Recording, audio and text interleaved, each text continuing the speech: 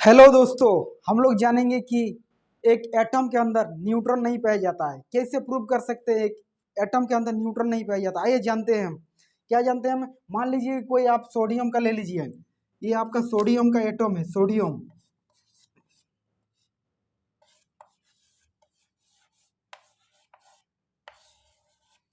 ये आपका सोडियम का एटम लिया, सोडियम का सिर्फ एटम लिया। सोडियम, इसका क्या होता है संकेत Na होता है, Na। ठीक है, तो ये सोडियम का एटम है।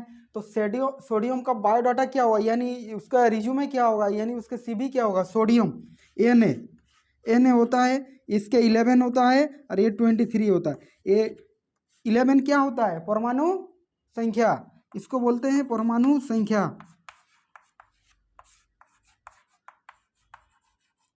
और इसको क्या बोलते हैं, द्रव्यमान संख्या।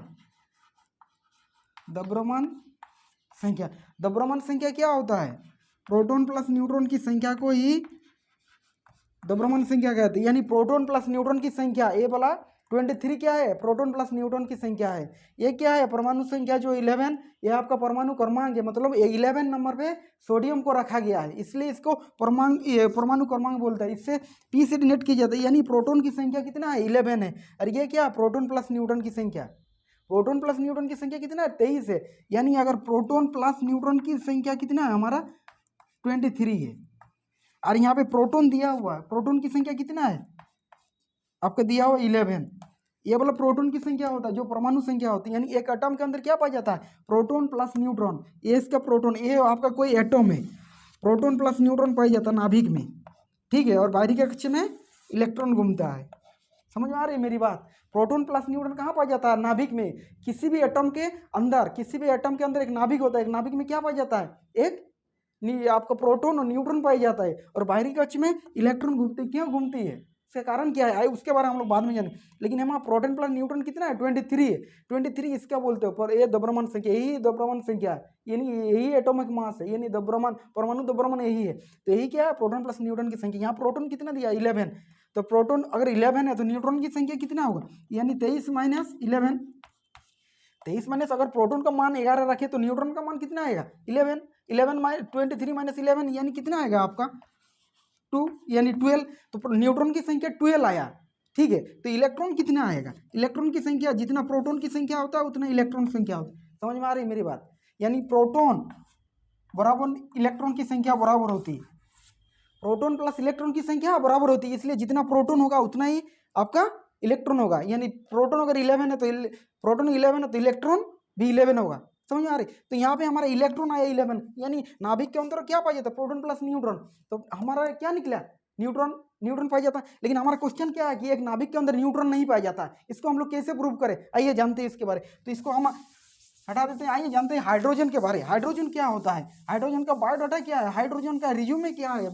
हाइड्रोजन का, ये मान लीजिए कि कोई हाइड्रोजन है, मान लीजिए ये हाइड्रोजन का एटम, हाइड्रोजन, ये हाइड्रोजन है।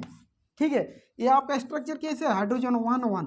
ये क्या है, हाइड्रोजन का बायोडाटा मान लीजिए, या रिज्यूमे मान लीजिए, या सीबी मान लीजिए। तो ये हाइड्रोजन, ये क्या है, परमाणु संख्या, परमाणु परमाणु संख्या। ठीक है, ये क्या है, द्रव्यमान संख्या, द्रव्यमान संख्या 1 जो है ये द्रव्यमान संख्या। तो हाइड्रोजन का ये बायोडाटा है। ठीक है, तो हमारा प्रोटॉन की संख्या कितना है, प्रोटॉन की संख्या 1 है। और प्रोटॉन प्लस न्यूट्रॉन की संख्या कितना दिया हुआ है, 1। प्रोटॉन प्लस न्यूट्रॉन की संख्या दिया हुआ है 1, प्रोटॉन प्लस न्यूट्रॉन की संख्या दिया हुआ 1। समझ रहे मेरी बात। तो हमारा न्यूट्रॉन कितना हुआ, यानी प्रोटॉन माइनस न्यूट्रॉन, यानी प्रोटॉन 1। तो फिर न्यूट्रॉन से माइनस करेंगे तो कितना आएगा आपका, प्रोटॉन से न्यूट्रॉन माइनस करेंगे तो कितना आएगा, न्यूट्रॉन 1 यानी 0। यानी हमारा नाभिक में, यानी हमारा नाभिक में क्या पाया जाता है, नाभिक में प्रोटॉन प्लस न्यूट्रॉन पाया जाता है। तो हमारा प्रोटॉन कितना आया, 1, और न्यूट्रॉन कितना आया, 0। यानी न्यूट्रॉन हमारा 0। हमारे पास माने प्रोटॉन के अंदर, यानी एटम के अंदर, एक एटम के अंदर क्या पाया जाता है, प्रोटॉन और न्यूट्रॉन कहाँ पाया जाता है, नाभिक में। तो नाभिक में हमारा न्यूट्रॉन कितना है, 0। यानी यहाँ पे न्यूट्रॉन की संख्या नहीं पाया जाता है। तो हमारा इलेक्ट्रॉन कितना होगा, जितना आपका प्रोटॉन है उतना ही इलेक्ट्रॉन होगा, जितना प्रोटॉन है उतना ही इलेक्ट्रॉन। तो नाभिक के अंदर ओनली फॉर एक ऐसा नॉन मेटल है हाइड्रोजन, ऐसा नॉन मेटल है हाइड्रोजन जो एटम के अंदर, नाभिक के अंदर न्यूट्रॉन की संख्या नहीं पाई जाती है। बट यही हमारा फेल हो जाता है। हाइड्रोजन, हाइड्रोजन को छोड़ के ऑल संख्या में ले लीजिए, जितना सारा एलिमेंट से सब में फ्लो होगा, बट हाइड्रोजन के क्षेत्र में नहीं होगा। क्यों नहीं होगा? क्योंकि इसका जो एटॉमिक मास, ये जो आपका द्रव्यमान संख्या दिया हुआ 1 है, इसके चलते इसका 1 पाया जाता है, जिसमें प्रोटॉन और न्यूट्रॉन की संख्या 1 है, तो न्यूट्रॉन क्या 1 - 1 0, तो हमारा न्यूट्रॉन कितना है 0 आया, माने ये हमारा फेल हो जाता है। मतलब सिर्फ हाइड्रोजन के क्षेत्र में फ्लो नहीं होते। न्यूट्रॉन का खोज कौन किया था? जेम्स चैडविक ने किया था 1932, जिसने वो बताया कि हाइड्रोजन, सिर्फ हाइड्रोजन फ्लो नहीं होगा नाभिक के अंदर, बट दूसरा सारा जितना सारा एलिमेंट है वो सब उसका एटम के अंदर प्रोटॉन प्लस न्यूट्रॉन पाया जाता है, वो फ्लो होगा। अगर वीडियो आपको अच्छे लगे तो ज़्यादा से ज़्यादा शेयर करें, सब्सक्राइब करें। Thank you so much my dear friend.